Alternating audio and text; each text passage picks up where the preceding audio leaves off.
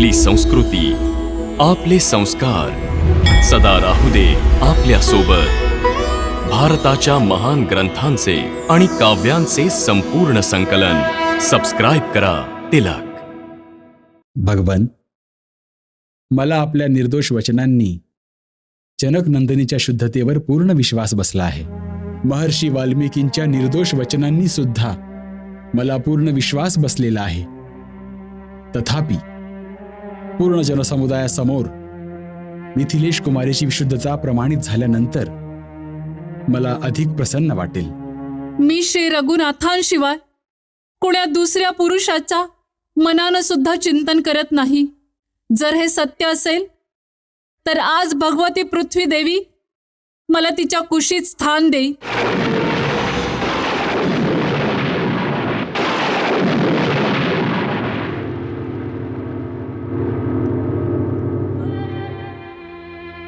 ये माझ्या मुली, आईची कूस तर मुलींसाठी सदैव तयार असते.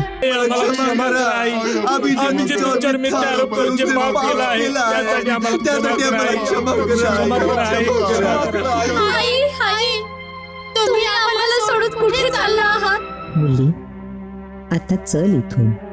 हे जग तुझ्या योग्यतेचे नाहीये. सीते!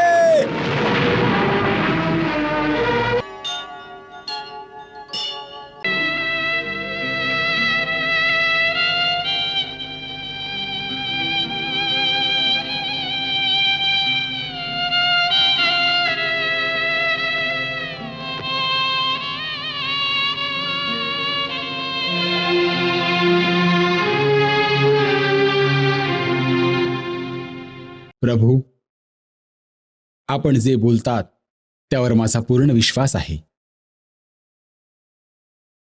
महाभाग, आपण धर्माचे ज्ञानी आहात. आपण सीतेच्या संदर्भात जे काही सांगता आहात ते सत्य आहे. भगवन, मला आपल्या निर्दोष वचनांनी जनक नंदिनीच्या शुद्धतेवर पूर्ण विश्वास बसला आहे.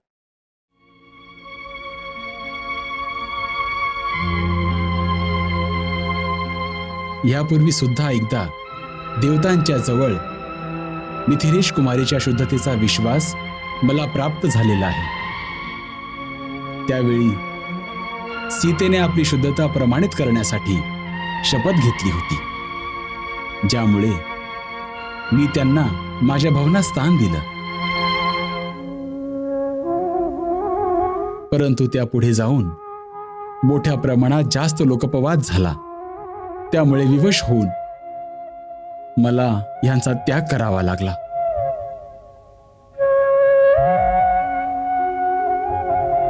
ब्राह्मण, हे माहीत असूनही की सीता सर्वार्थानं निष्पाप आहे.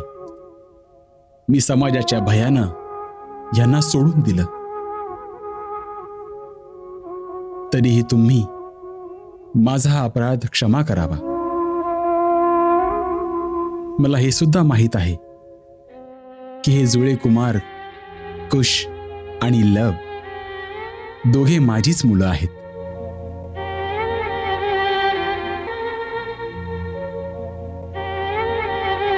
तरीही जनसमुदायासमोर शुद्ध प्रमाणित झाल्यानंतरच मिथिलेश कुमारीवर माझं प्रेम होऊ शकतं.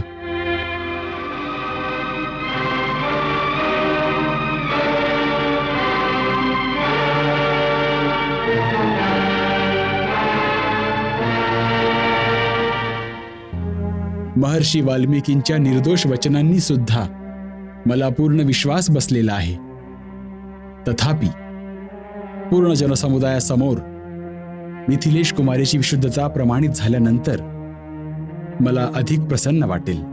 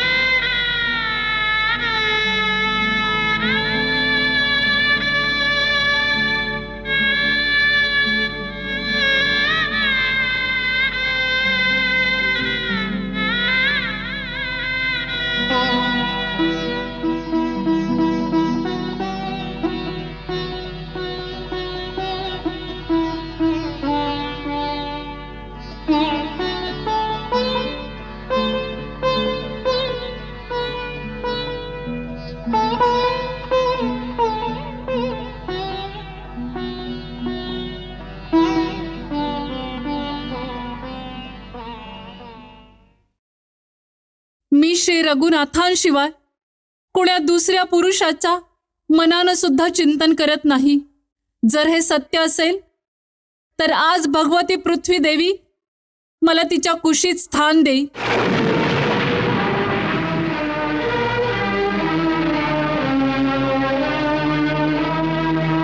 जर मी मन, वचन आणि कर्माने फक्त श्रीरामांचीच आराधना करत असेल तर आज भगवती पृथ्वी देवी मला तिच्या कुशीत स्थान देईल.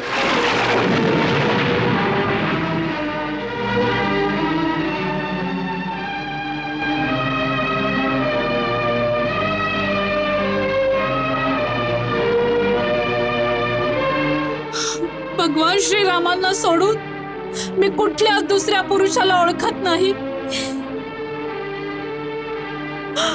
माझं बोलणं जर सत्य असेल तर भगवती पृथ्वी देवी या क्षणी मला तिच्या कुशीत स्थान देईल.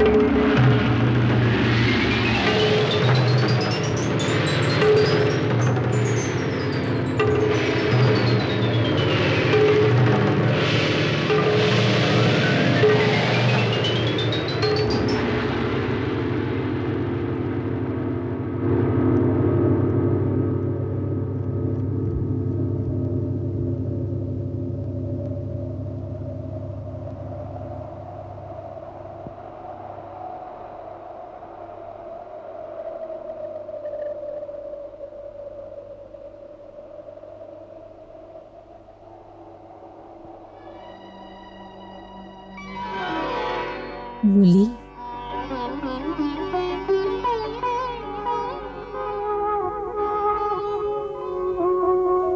धरती माता, या धरतीवर परीक्षा देऊन देऊन मी आता थकले आहे.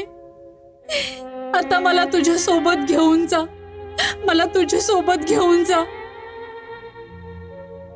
या धरतीवर स्त्रीचा आदर होत नाही आई, मला इथून घेऊन जा. ये माझ्या मुली. आईची कूस तर मुलींसाठी सदैव तयार असते. ये ये, तिथे तुझा कोणी अपमान करणार नाही. ये.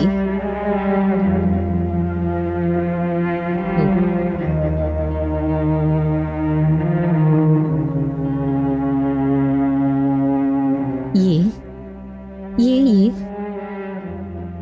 माझ्या जवळ ये मुली. ये ये.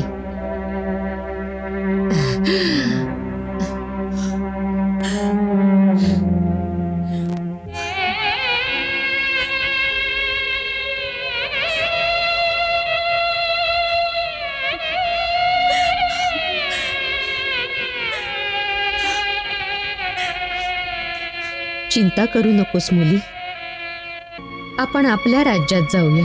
नाही आई, आई आई, तुम्ही आम्हाला सोडून कुठे चालला आहात?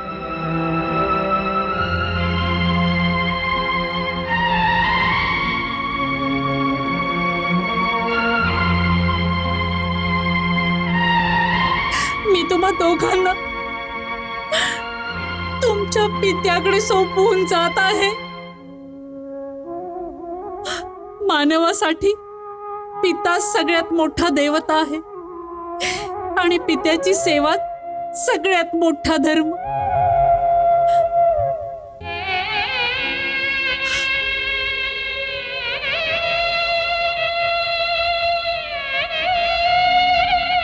त्यांची सेवा करा. आई आई आम्हाला क्षमा करा. आई आई आम्हाला क्षमा करा. आई आम्ही जे तुमच्यावर मिथ्या आरोप करून जे पाप केलं आहे त्यासाठी आम्हाला क्षमा करा. क्षमा करा आई. क्षमा करा आई. आम्हाला क्षमा करा. क्षमा करा आई. क्षमा करा आई. आम्हाला क्षमा करा. माते आम्हाला क्षमा करा.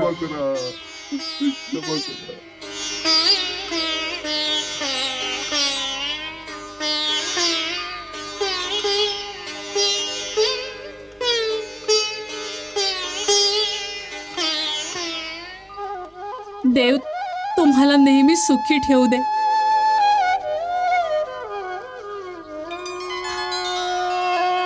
महाराजांना इतकीच प्रार्थना आहे की यांचे दोष विसरून सगळ्या प्रजेवर लवकुश सारखं मुलांसारखं प्रेम करा.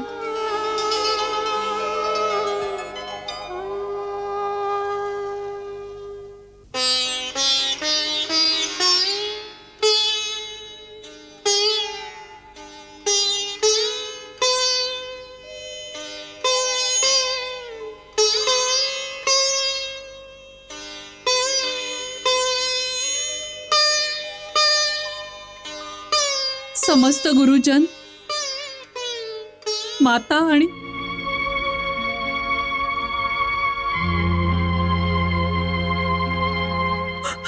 पूज्य पिता, माझा नमस्कार स्वीकार करावा.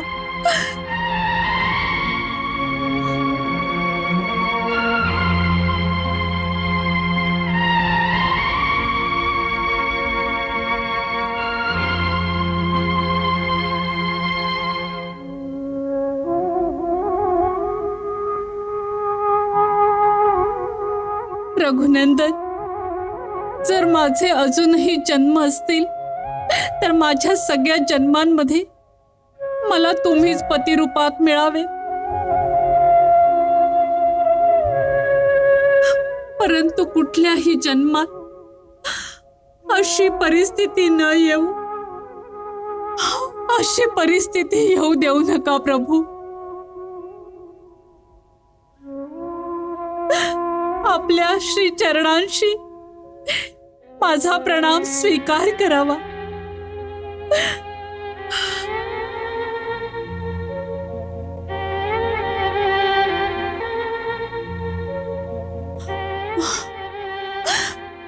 आता मला आज्ञा द्या. नाही सीते, तू मला सोडून जाऊ शकत नाहीस.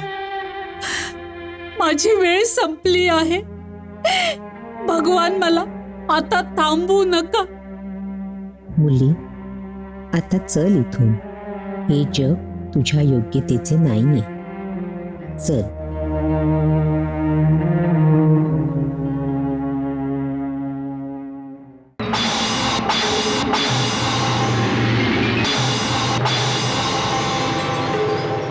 नाही.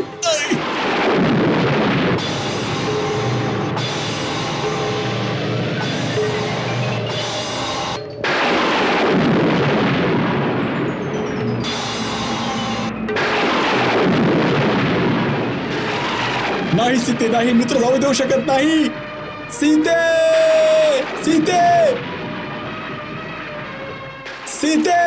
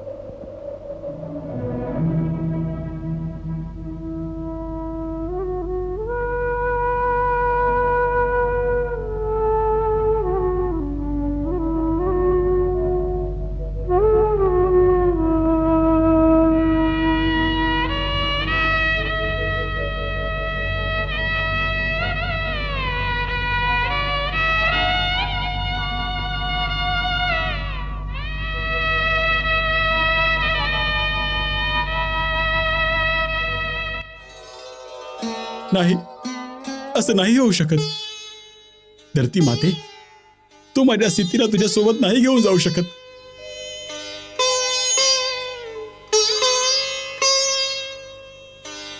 हे पूजनीय भगवती वसुंधरे, मला माझ्या सीतेला परत दे. माझी सीता मला परत कर. दे परत मला माझी सीता, नाही तर मी माझा क्रोध दाखवेन.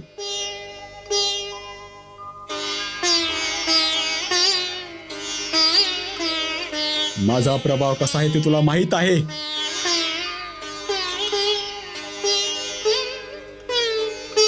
जर का या पृथ्वीवर माझ्या स्थितीला तू त्याच रूपात परत नाही केलंस, तर मी पर्वत आणि वनासहित तुझ्या सगळ्या स्थितीत नष्ट करून टाकेन. संपूर्ण भूमीचा विनाश करून टाकेन. मग ही संपूर्ण पृथ्वी सगळं काही जलमय का होईनात. हे राम, तुमच्यासाठी हे योग्य नाहीये. क्षत्रसूदन, आपण आपल्या भगवत रूपाचं स्मरण करा. महाभाग, मी हा अनुरोध करतोय की अशा वेळी तुम्ही ध्यानानेच आपल्या वैष्णव रूपाचं स्मरण करा. साध्वी सीता आपल्या तपोबलाच्या प्रभावाने सुखपूर्वक नागलोकाच्या मार्गाने परमधामाकडे गेली आहे. आता पुन्हा साकेत धामामध्ये तुमची त्यांच्याशी भेट होईल, यात संशय नाहीये. आपण मनात कुठलाही संशय करू नका.